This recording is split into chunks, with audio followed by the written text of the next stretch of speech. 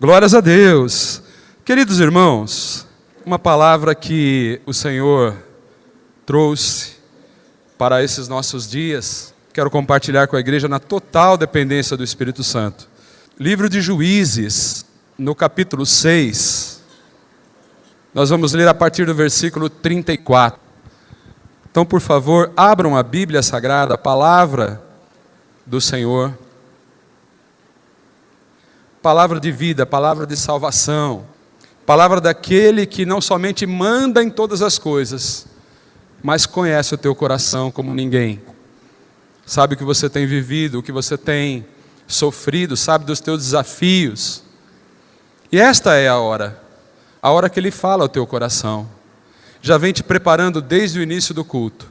Você entregando tua adoração e o Senhor ministrando a mensagem para a qual Ele te trouxe aqui nessa noite. Creia nisso, meu amado, em nome do Senhor Jesus, amém?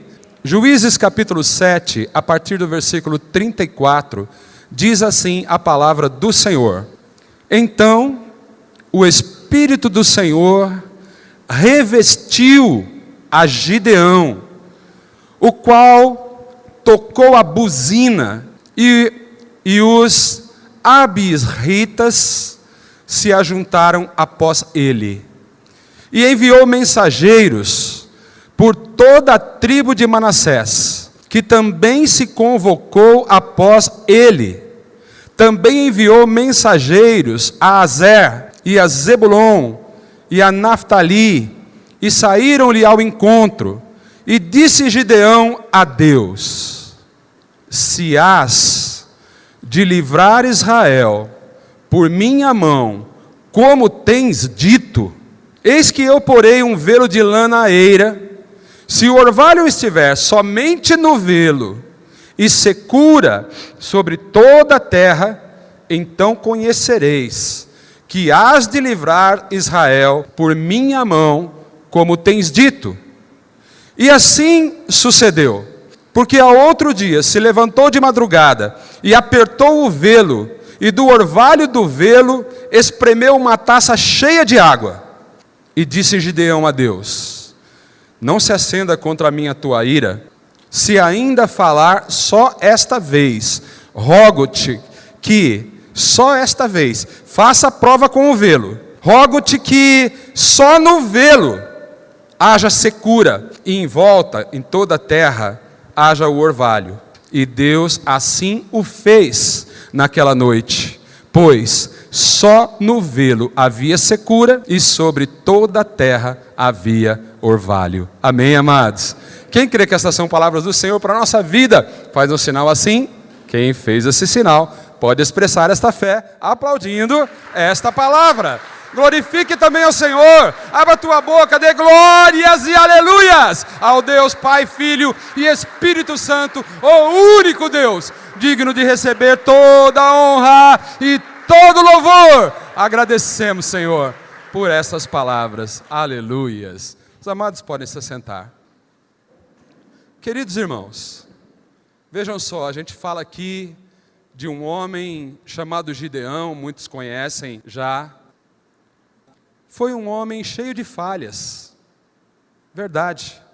Falhou mesmo depois de ter recebido grandes vitórias. Mas foi um homem chamado por Deus, e que alcançou uma vitória, daquelas assim, inacreditáveis. Uma situação completamente perdida, mas que ele, pelo poder de Deus, venceu, atendendo ao chamado de Deus, realizou. Naquele tempo, Israel estava oprimido, debaixo de um inimigo terrível, os midianitas. Os midianitas sufocavam Israel, como hoje a gente pode observar também. Há um mover espiritual, há um mover maligno, midianita, sufocando muita gente. Inclusive gente que faz parte do povo de Deus, gente do Israel de hoje. Quero te convidar a voltar um pouquinho aí, no capítulo 6, e ler alguns versículos desse capítulo, para você entender como os midianitas causavam sofrimento a este povo de Israel, do qual o Gideão fazia parte. Ouçam bem, vamos no capítulo 6, a partir do versículo 2. Diz assim a palavra do Senhor: E prevalecendo a mão dos midianitas sobre Israel, fizeram os filhos de Israel para si, por causa dos midianitas, as covas que estão nos montes, e as cavernas, e as fortificações. E punham-se contra eles em campo, e destruíam a novidade da terra, até chegarem a Gaza, e não deixavam mantimento em Israel, nem ovelhas, nem bois, nem jumentos, porque subiam com os seus gados e tendas, vinham como gafanhotos, em tanta multidão, que não os podiam contar, nem a eles, nem aos seus camelos, e entravam na terra para destruir. Parando só um pouquinho para vocês entenderem, Israel não conseguia sequer ter o mantimento, desfrutar do resultado do seu trabalho. Tinham que plantar coisas escondidas, tinham que fazer tudo com medo, tudo no sufoco, porque a qualquer momento apareciam os midianitas, como a gente acabou de ler, num número tão grande, parecendo gafanhotos, e consumiam tudo deles, levavam tudo que podiam, e o que não podiam levar, eles destruíam. Israel viveu assim por 7 anos. Vamos ler o outro versículo, você vai entender, o Gideão vai entrar na história. Assim Israel empobreceu muito pela presença dos midianitas. Quero dizer aos amados que tem muita gente nos nossos dias empobrecendo muito por causa dos midianitas, vivendo como os israelitas viveram. Gente que é atacada desta maneira, do mesmo modus operandi dos midianitas, que zombavam de Israel, que diminuíam os israelitas, que faziam com que eles se sentissem um povo fraco, um povo incapaz. Hoje, palavras que vêm de midianitas, dizendo: você não presta para nada, você não aprende nada, nada que você faz dá certo, ou então, você é feio, você é gordo. Muitos estão deixando de fazer a obra do Senhor, muitos estão se afastando do Senhor, porque estão com medo, estão oprimidos pela voz que vem de midianitas do nosso tempo. Então eu não sei falar, eu não sei louvar, eu não sei pregar, eu não aprendo versículos, eu não decoro a Bíblia. E aí você vai se aquietando, vai se escondendo, vai arrumando um cantinho para fazer suas coisas. E enquanto isso, meus amados, os midianitas continuam prevalecendo. Mas a palavra diz que num dado momento, os filhos de Israel clamaram ao Senhor. Você está vendo aí. E quando clamaram ao Senhor, Gideão é chamado. Eu já disse, ele era cheio de falhas. O Senhor pode te chamar, meu amado irmão, independente do estado que você esteja vivendo nesta hora. E eu me refiro a estado de todo tipo. Você pode não estar bem de saúde, você pode não estar bem sentimentalmente, e você pode até não estar bem espiritualmente. Pode ser que a tua fé, nesse momento, esteja perto de zero, perto do nada.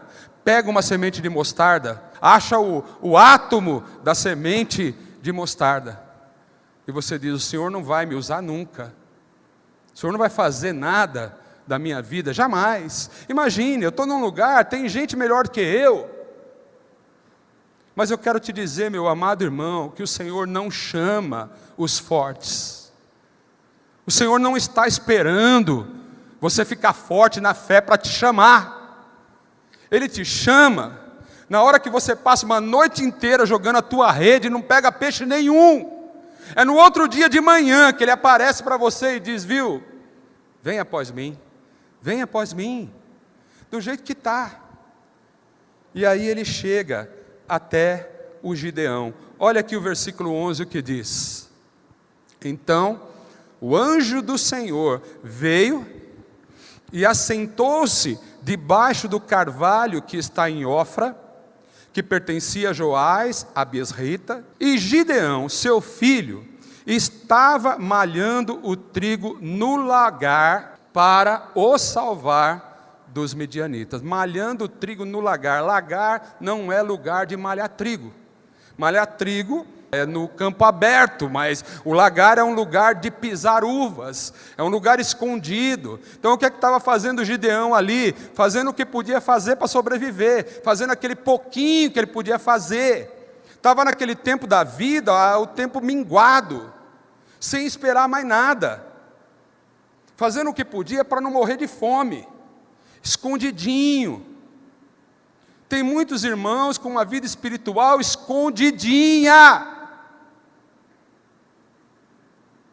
com medo do que pode acontecer, sabendo que ameaças, pressões, palavras negativas vêm contra você, e você diz: não, a minha vida não condiz com estas histórias que eu ouço da Bíblia. Você só precisava entender que quando Deus chamou Moisés, ele foi príncipe no Egito, mas ele estava fugido de lá e estava no deserto, num dos piores momentos da sua vida. O Senhor chama Moisés: vai lá e liberta meu povo. Amém, amados? Foi ou não foi assim? E José, quando ele se tornou o governador do Egito, não foi no melhor tempo da vida dele, foi quando ele estava na cadeia, foi quando ele passou um tempo preso, sem dever nada. E Gideão está aqui, não esperando nada da vida. Tanto que no versículo 12 ele diz o quê? Então, o anjo do Senhor lhe apareceu e lhe disse: o Senhor é contigo, varão valoroso. Olha a palavra de Deus para Gideão: o Senhor é contigo. Se eu disser a você, meu amado irmão, que você tem valor diante de Deus, o quanto você acredita que isto é verdade? Quanto você acha? Será que você não vai pensar que é conversa de crente? Será que você não vai pensar que o pastor tem o costume mesmo de dizer que você tem um valor perante Deus? Mas quem sabe você, pelos caminhos que você andou, pelas coisas que você fez, quem sabe até pelos erros que você cometeu, você está pensando assim: não, peraí, eu valor eu não tenho. Pode ser que você tenha esse sentimento. Saiba que Gideão pensava exatamente assim. Vamos ler o outro versículo aí, o que diz. Mas Gideão lhe respondeu: Senhor meu, se o Senhor é conosco, por que tudo isso nos sobreveio? Olha como é que estava a fé do Gideão. O que ele pensava? Sabia que Deus tinha libertado o povo do Egito, ele conhecia essa parte. Mas ele vendo o estado do seu povo naquele momento, é como você, meu irmão, quando olha para a tua família, e vê a tua família dispersa da fé, quem sabe desorganizada, quem sabe não se entendendo, com pessoas que não estão fazendo o que você achava que devia fazer, se Deus estivesse contigo. Talvez você pense: não, Deus não está na minha família, Deus não está olhando para os meus filhos. Deus não está controlando minha casa. Talvez você esteja com esse sentimento. Não, Deus não está comigo no meu trabalho, porque se Ele tivesse, eu não estaria passando por essa prova. Eu não estaria sofrendo do jeito que eu estou sofrendo. Eu não estaria vendo gente que nem conhece a Deus prosperar, e eu, que estou tentando ser um crente de verdade, estou tentando aprender um pouco dessa palavra, vivendo esta situação que eu estou vivendo, no meu casamento, no meu estado financeiro, nos planos que eu tenho feito, que nunca chegam a lugar nenhum, nesses sentimentos que trabalham contra mim, aqueles com os quais eu brigo com o meu próprio coração, para tirar de mim, mas não consigo. Sabe o que é isso, meu amado? É um tempo desse de Gideão que você está vivendo. Só quem pode chegar e dizer, o Senhor é contigo, varão, valoroso, homem, você tem um valor, mulher, você tem um valor, só quem pode dizer isso, é quem vê valor, ainda que ninguém veja, amém, meus amados? Deixa eu te dizer, é tão gostoso, quando o marido ouve da esposa, que ele tem valor, claro que o contrário também, quando a esposa ouve do marido, você tem um valor. Ou o filho ouve do pai, você tem um valor, vice-versa também. Mas muitas vezes, esta palavra não vem do marido, essa palavra não vem da esposa, não há o reconhecimento de um filho, não há o reconhecimento de um pai. Filhos sofrem, porque os pais não sabem dizer, filho, vem cá, eu sei que você é falho, sei que você tem muita coisa para aprender ainda, mas eu te amo e você tem valor, aleluias. Isso muitas vezes não acontece. Isso então, meus amados, provoca ainda mais aquele sentimento de que nada vai dar certo, de que ninguém está contigo, de que na verdade observam e muito bem os teus erros, olham e muito bem para a tua história, para aquilo que você fez. Talvez olhando para Gideão ia dizer assim, vocês estão 7 anos nas mãos do inimigo, porque vocês fizeram mal aos olhos do Senhor. Era uma verdade. Mas isso não levanta ninguém, isso não faz ninguém vencer um inimigo tão forte desse. Deixa eu antecipar para ganhar tempo. Os midianitas tinham um exército composto de 135 mil soldados. Somando o povo de Gideão, que poderia guerrear contra os midianitas, dava 32 mil. Não dava nem para pensar em fazer uma rebelião naquele lugar, porque era impossível. Como é que você vai vencer um inimigo desse? Tem muita gente vivendo exatamente assim. Como é que eu vou vencer essa história? Quando que essa situação vai mudar? Eu não tenho força para isso, eu não tenho ninguém comigo para isso. Quando que eu vou virar essa página? Quando que eu vou voltar a ser feliz de verdade?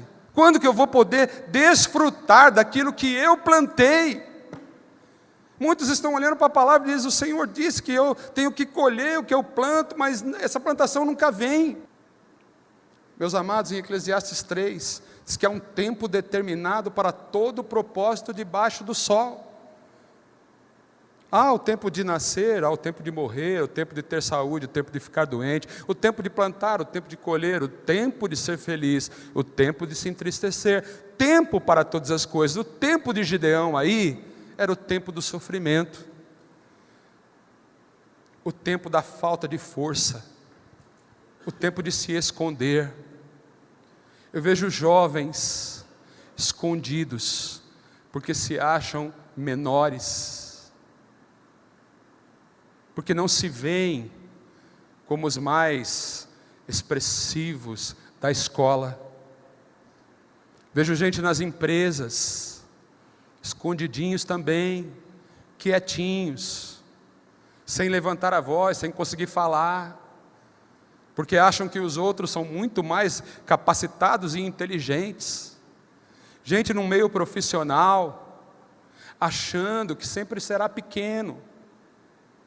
E quer saber, se você pensar que vai sair disso com suas próprias forças, não vai, e você vai ser pequeno mesmo, porque nossa força é pequena. A força de Gideão era pequena. Vamos ler. Ouça.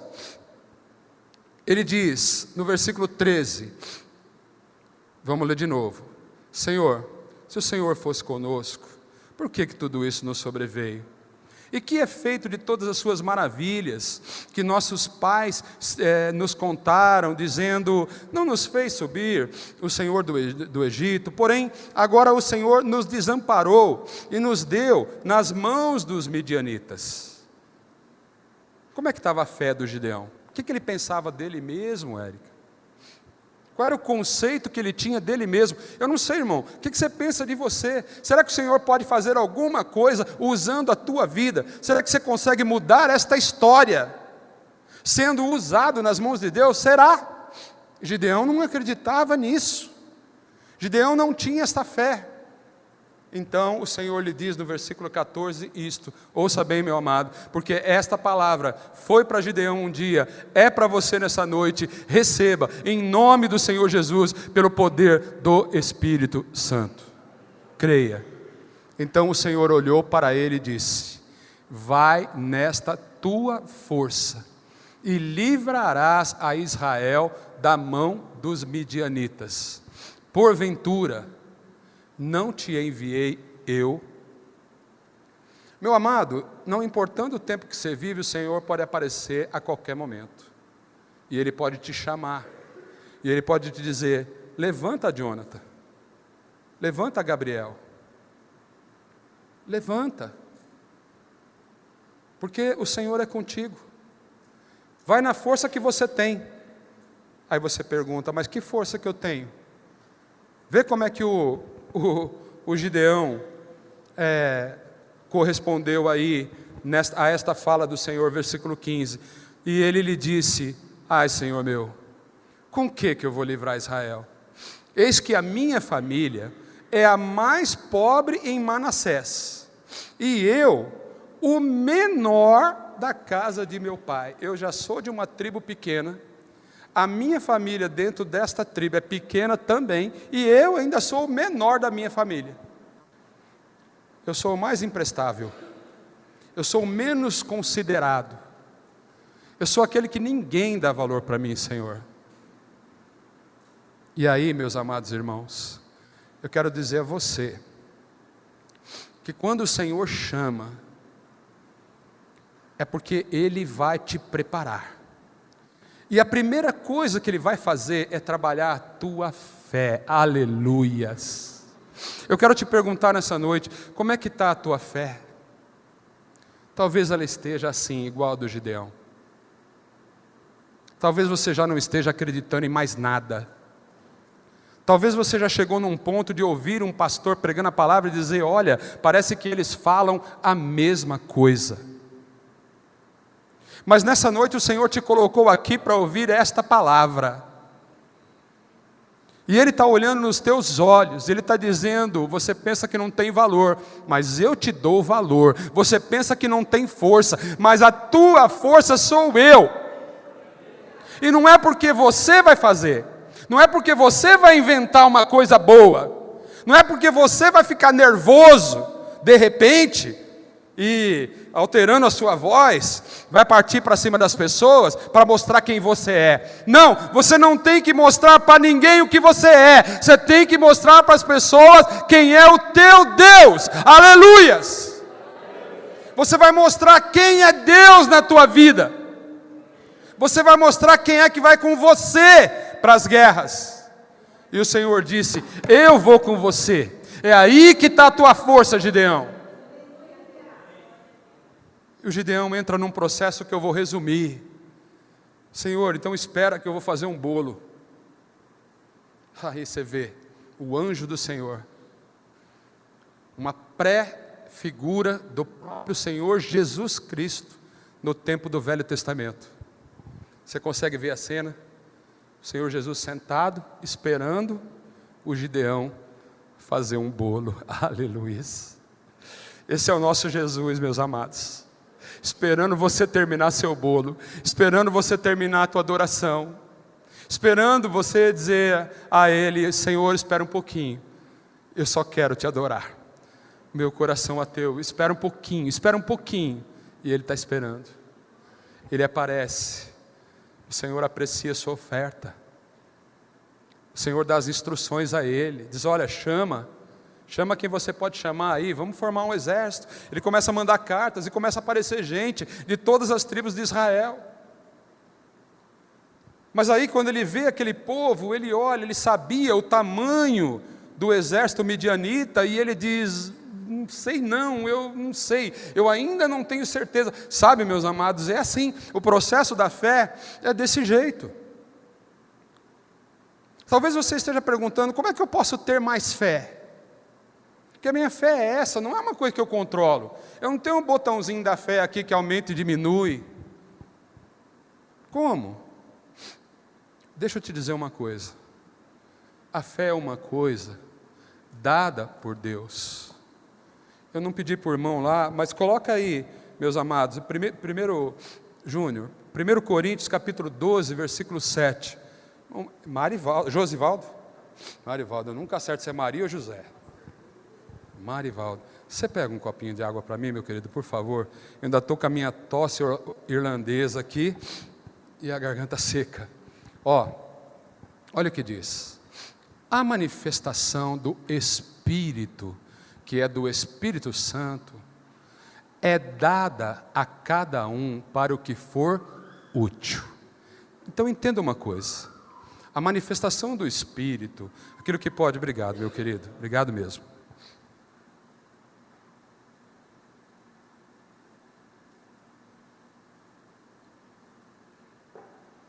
Vai melhorar, né? Aquilo que o Espírito Santo manifesta através de você, aquilo que só o Espírito Santo pode fazer da tua vida. Sabe aquilo que você fala assim: mas eu estou fazendo isso? Como que eu estou fazendo isso? Você está fazendo isso porque é o Espírito Santo quem está se manifestando através de você. Presta atenção. Ele não vai te dar um dom para nada. Ele não vai fazer você fazer uma coisa que não sirva para nada. É só para o que for útil. Agora, vai vendo aí, versículo 8. Porque a um, pelo Espírito, é dada a palavra da sabedoria. A outro, pelo mesmo Espírito, a palavra da ciência. Deixa eu te falar, nem todos serão grandes pregadores. Nem todos conhecerão todos os versículos da Bíblia e saberão explicar todos os livros. Mas vamos lá, versículo 9. E a outro, pelo mesmo Espírito, é dado o quê? É dado a fé.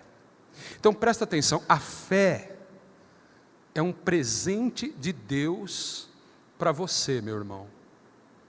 Se você está aqui crendo que existe um Deus poderoso, que dá ordem para as estrelas, que criou todas as coisas, e que ao mesmo tempo desce dos céus, senta debaixo de um pé de orvalho, que aí, carvalho, não sei o que é, sentou lá, para conversar com um homem pequeno igual Gideão. Se você crê que ele pode fazer isso com você, sabe, esta fé, ela foi dada por Deus. Por que Deus te dá a fé? Por que Deus te faz crer? Sabe, amados, o irmão Renan pregou aqui num desses dias em que eu não estava, mas ele disse que a fé é uma manifestação, ela traz à existência aquilo que você não está vendo. Então, o bem que você não está vendo, a transformação que você não está vendo, a alegria que você não vê agora, o sucesso que você queria ter e não tem, para qualquer coisa que seja, para qualquer área da tua vida, é no trabalho, é na família, é no ministério, você não vê, mas a fé é isso, ela traz a existência, ela faz acontecer, e isso é um presente de Deus para nós.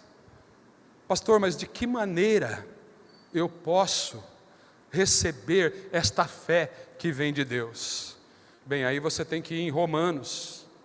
Aí você vai em Romanos capítulo 10, versículo 17. Diz o que lá? Você conhece? A fé vem pelo ouvir. E o ouvir o quê? Ouvir a palavra de Deus. Então, me ajuda a pregar, vira por mão do teu lado e diga assim: ouça a palavra de Deus. Não ouça a palavra dos midianitas. Então, que palavra você está ouvindo? Você está ouvindo aquela palavra da pessoa que diz que você não é capaz, que você é feio, que você é baixinho, que você é gordo, que você é branquelo, que você é cabeçudo? Oh, glória a Deus, estou livre.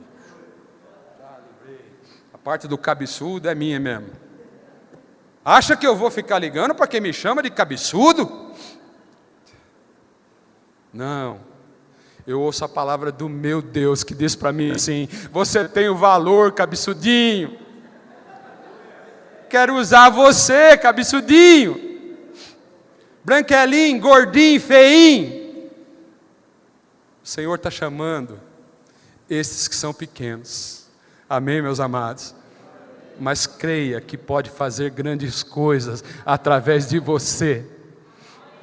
A situação agora não define o que você vai vencer. A tua força não define o que vai ser de você. Aí o Gideão entra naquela que a gente leu: Senhor, mas eu preciso saber se é o Senhor mesmo. Aí o atrevido, irmão, é aí que eu gosto da coisa, porque se um atrevido desse teve respostas de Deus, eu vejo que Deus estava trabalhando a fé dele. Se você precisa aumentar a tua fé, faça provas com Deus, faz igual ele fez. Pastor Nelson me dando uns testemunhos aí hoje à tarde, foi uma tarde muito agradável. Ele dizia: olha, a menina era cega, e eu recebi do Senhor uma inspiração de ir lá e orar para aquela menina. Mas eu olhava para mim e falava: mas como que eu vou orar? A menina é cega, cega é demais para mim, é um nível que eu não estava. Mas quem te deu a coragem, pastor? E o milagre aconteceu, em nome do Senhor Jesus. E não é porque o pastor Nelson é maior do que nós. Vem aqui para ver, que você é mais baixinho que eu, não pode ficar. Não é por isso, irmão. Porque o poder é de Deus. A questão é a coragem de fazer prova. Presta atenção, o atrevido diz assim: ó, vamos passar a noite aqui, vai cair o orvalho, eu quero colocar aqui um novelo aqui de lã, né? E é o seguinte, vai chover para todo canto, né? Mas só quero que molha esse chumaço de algodão aqui, né? Esse chumaço de lã aqui vai ficar molhado, o resto em volta vai ficar sequinho. Eu não sei como é que o sujeito teve uma ideia dessa, mas teve. O que aconteceu, Alex? A noite passou, chegou no outro dia, tudo seco. Ele pega aquele chumaço de algodão, espreme assim, enche um copo d'água. Pensei que estava bom para ele, mas ainda não. A fé dele ainda tinha que ser trabalhada. Sabe, irmão, se a tua fé tem que ser trabalhada, não desista dela.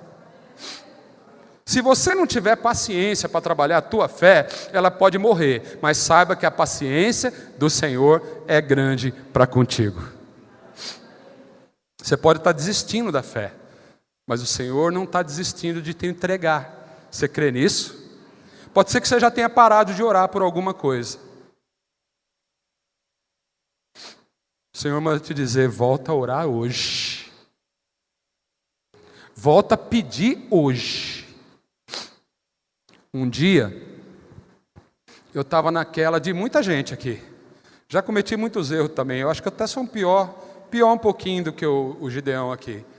Mas eu entrei naquele negócio assim, sabe? Eu só tenho a agradecer, não tem mais nada para pedir. O Senhor já me deu tudo, já deu casa, casamento, tudo e tal. Sabe o que o Senhor falou para mim? Por que você é tão orgulhoso? Será que você não precisa mais de mim para nada, não? Será que não tem mais nada para realizar através da sua vida?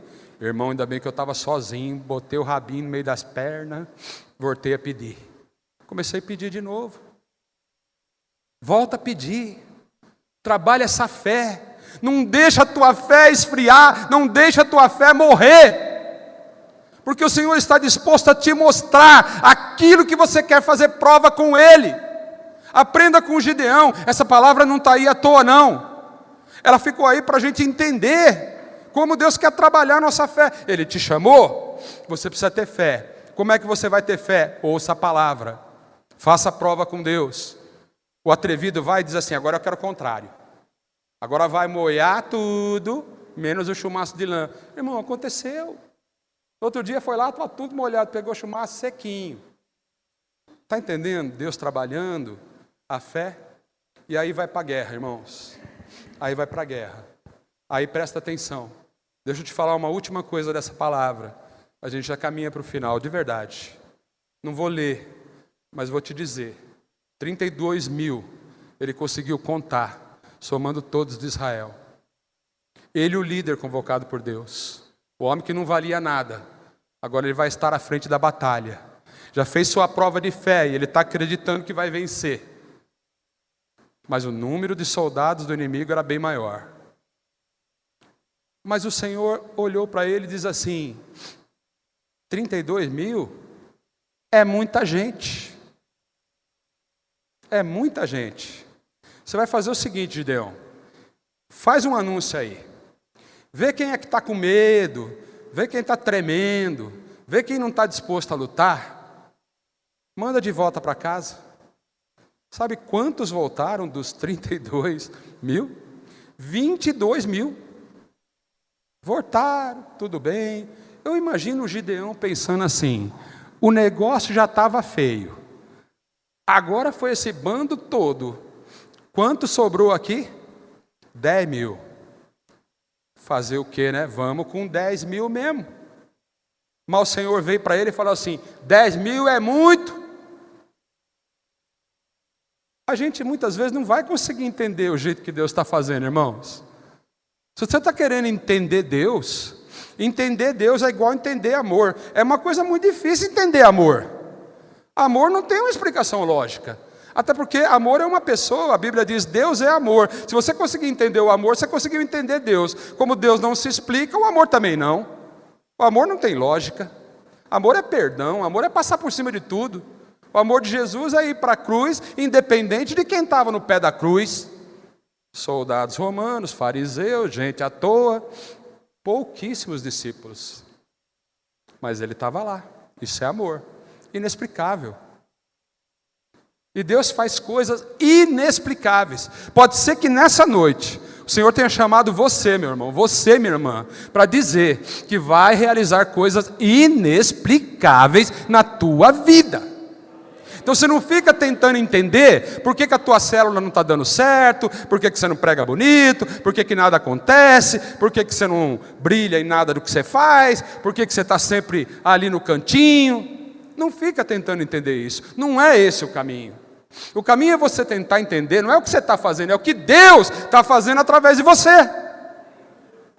Então presta atenção, 10 mil é muito. Aí ele fala: mas agora eu não sei, né?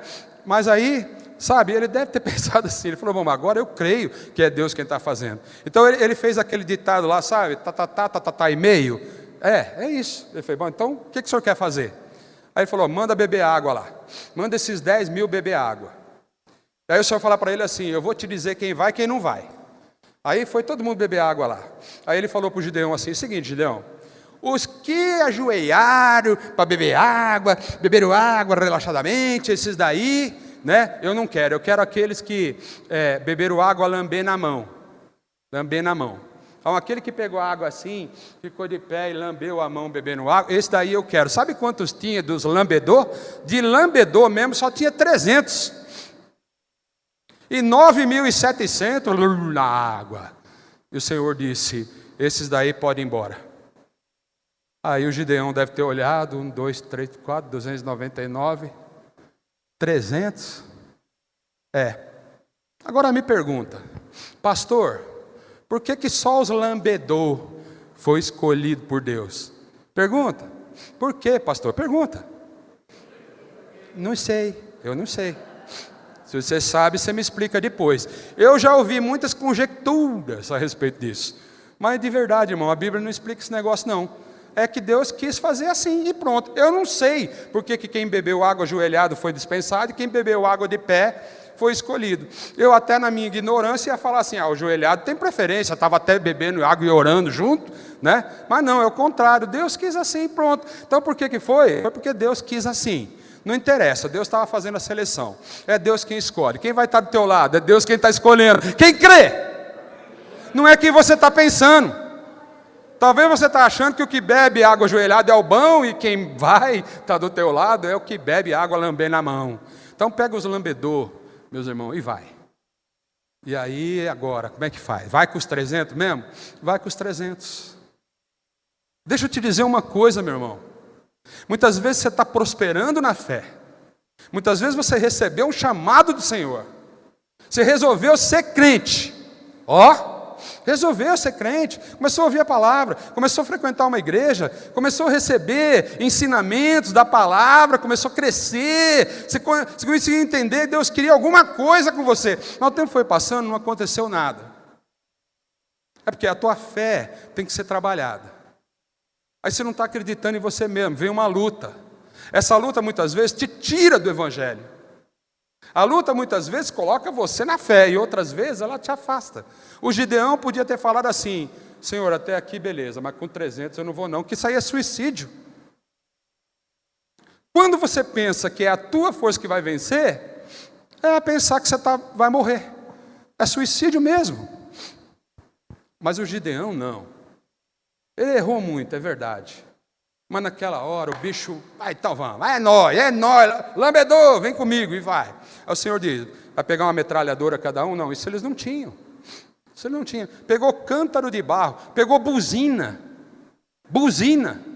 Irmãos, um exército incontável, inumerável. 135 mil soldados, fora camelo, fora cavalo. E o Gideão vai com 300 cabras, com um vaso na mão e com buzina. Buzina, irmão. De repente o Senhor nessa noite está dizendo assim: filho, pega a sua buzina agora. Aliás, se Ele falar, pega a sua buzina agora, você é capaz de dar um glória a Deus? Pegou? Pegou no Espírito ou não? Como é que o Senhor derrubou as muralhas de Jericó? Foi no braço ou foi no louvor? Foi no louvor. Como é que você acha que o Gideão ganhou? Irmão, o Senhor falou assim: pega os 300, bota 100 para um lado. Olha, quando o Senhor vai tirando a tua força, meu irmão, é porque a vitória está por vir. Você crê? Sabe quando você está caminhando com tudo assim e de repente tu toma um golpe? Sabe que você fala: não, o Senhor agora, ao invés de me fortalecer, piorou. Quando eu pensei que eu ia terminar a dívida do apartamento, bateu o carro. Aí você fala: agora ferrou. Agora minha força acabou. Você supera um acontecimento terrível da tua vida, um relacionamento quebrado, um negócio que não prosperou. Aí daqui a pouco, um exemplo só, perde emprego também. Pronto, agora você diz: bom, irmãos, o importante é você trabalhar a tua fé. Se tudo que acontecer de ruim na tua vida, você disser assim: para um pouquinho, Deus está tirando a minha força? Tá. Então é porque Ele vai mostrar quem Ele é através de mim. Aleluia. Vai para cima dos midianitas.